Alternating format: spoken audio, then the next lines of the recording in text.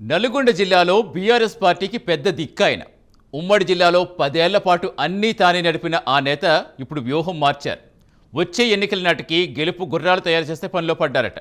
జిల్లాలో కొన్ని నియోజకవర్గాల్లో కొత్త నేతలను తయారు చేస్తున్నారట. అసలు నల్గొండ జిల్లా బీఆర్ఎస్లో ఏం జరుగుతోంది?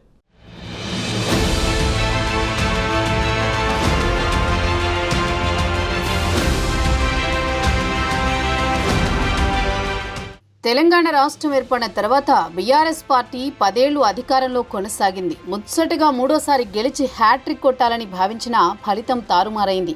పలు జిల్లాల్లో మంత్రులుగా పనిచేసిన వారు ఓటమి పాలయ్యారు. కేటీఆర్, హరీష్ రావు, జగదీష్ రెడ్డి, గంగుల కమలాకర్, తలసాని శ్రీనివాస్ యాదవ్ మాత్రమే విజయం సాధించారు.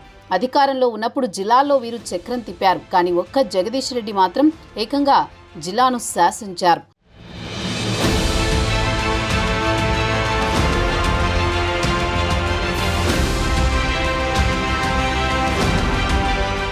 ఒకప్పుడు కాంగ్రెస్ కంచుకోటగా ఉమ్మడి నల్గొండ జిల్లాలో ఉత్తమ్, కోమటిరెడ్డి, జానారెడ్డి అన్నీ తామే నడిపించేవారు.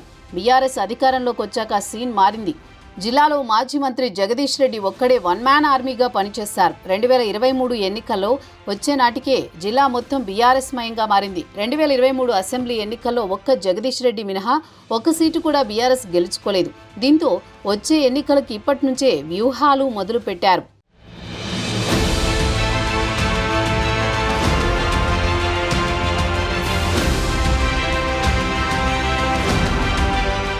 ప్రస్తుతం నల్గొండ జిల్లా బీఆర్ఎస్ మాజీ ఎమ్మెల్యేలు పార్టీ కార్యక్రమాలుంటే తప్ప పెద్దగా యాక్టివ్గా లేరు. మాజీ మంత్రి జగదీష్ రెడ్డితో ఒకరిద్దరు మాత్రమే యాక్టివ్గా తిరుగుతున్నారు. దీనికి తోడు పలు నియోజకవర్గాల్లో జగదీష్ రెడ్డి కొత్త నేతలను ఎంకరేజ్ చేస్తున్నారట. భువనగిరి నియోజకవర్గంలో మాజీ ఎమ్మెల్యే పైల శేఖర్ రెడ్డి ఇన్ఛార్జిగా ఉన్నారు. అయితే అక్కడ కొత్తగా చింతల వెంకటేశ్వర్ రెడ్డిని జగదీష్ రెడ్డి ప్రోత్సహిస్తున్నట్లు టాక్ వినిపిస్తోంది.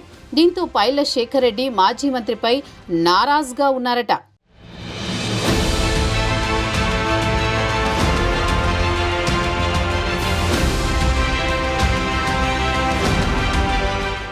నకిరేకల్ నియోజకవర్గంలోనూ సేమ్ టు సేమ్ 2018 ఎన్నికల్లో కాంగ్రెస్ నుంచి గెలిచిన చిరుమర్తి లింగయ్యను జగదీష్ రెడ్డి బీఆర్ఎస్లోకి తీసుకొచ్చారు. 2023 ఎన్నికల్లో చిరుమర్తి ఓటమి పాలయ్యారు.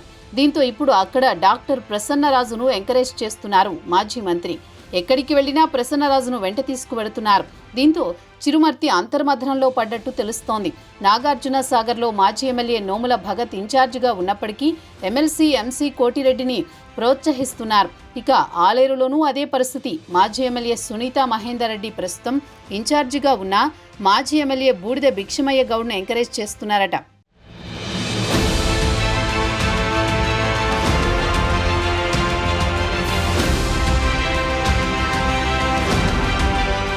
ప్రస్తుతం ఈ నియోజకవర్గాల్లో మాజీ మంత్రి అనుసరిస్తోన్న వైఖరి పట్ల మాజీ ఎమ్మెల్యేలు గుస్సాగా ఉన్నారట.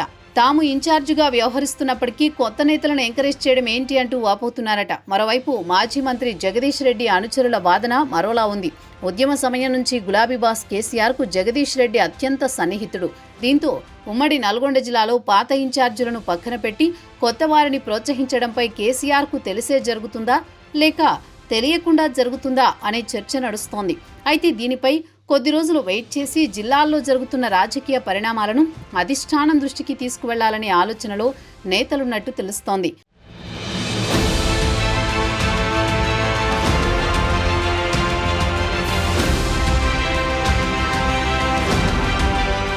ఉమ్మడి నల్గొండ జిల్లాలో జరుగుతున్న రాజకీయాలపై అధిష్టానం ఎలాంటి నిర్ణయం తీసుకుంటుంది?